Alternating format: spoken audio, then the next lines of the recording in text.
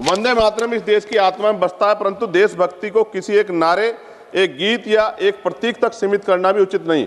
हमारा भारत संविधान विविधता और स्वतंत्रता पर विश्वास करने वाला है। इसी संदर्भ में मैं संविधान निर्माता परम पूज्य डॉक्टर बाबा साहब अम्बेडकर की एक अमर पंक्ति कोट करना चाहता हूं, जिसमें उन्होंने कहा, राष्ट्र व्यक्ति से बनते हैं, मिट्टी से नहीं बनते।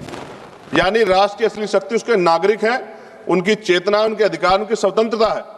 मैं इस सदन में ये भी कहना चाहता हूं कि वंदे मातरम हमारा गर्व है, हमारी विरासत है, लेकिन गर्व को कभी जबरन थोपा नहीं जाता, गर्व दिल से स्वीकार किया जाता है। वंदे मातरम वो गीत है जिसने अंग्रेजी साम्राज्य हिला दिया था।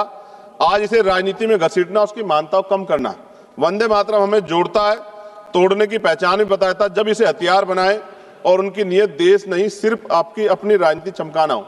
सभापति महोदया, आज भी अगर कहीं कोई आंदोलन होता, मैं एक अधिवक्ता हूं, उत्तराखंड के देहरादून में अधिवक्ता 29 दिन से कड़क ठंड में बैठे हैं, इसी गाने को, इसी राष्ट्रगीत को गुनगुनाते हुए आंदोलन कर रहे हैं कि हमें सरकारी चैम्बर सरकार उत्तराखंड की दे। मैं बात आपको इसलिए कह रहा हूं, हमने किसान आंदोलन देखे, पहलवान बेटियों का आंदोलन देखा, अध्यापकों का आंदोलन देखा, युवाओं का आंदोलन देखा, लेकिन मैं ये भी मानता हूं कि सत्ता इस पर राजनीति कर रही है। और अंत में सभापति महोदया, वंदे मातरम है दिल की धड़कन, इसे लड़ाई की दीवार मत बनाओ, इसे लड़ाई की दीवार ना बनाओ। मां के नाम पर नफरत की राजनीति का बाजार ना सजाओ।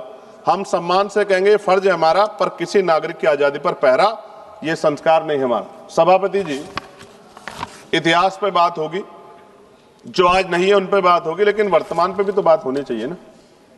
वर्तमान पे, इतिहास से हमें सीख लेनी चाहिए। आज क्या हाल है देश के?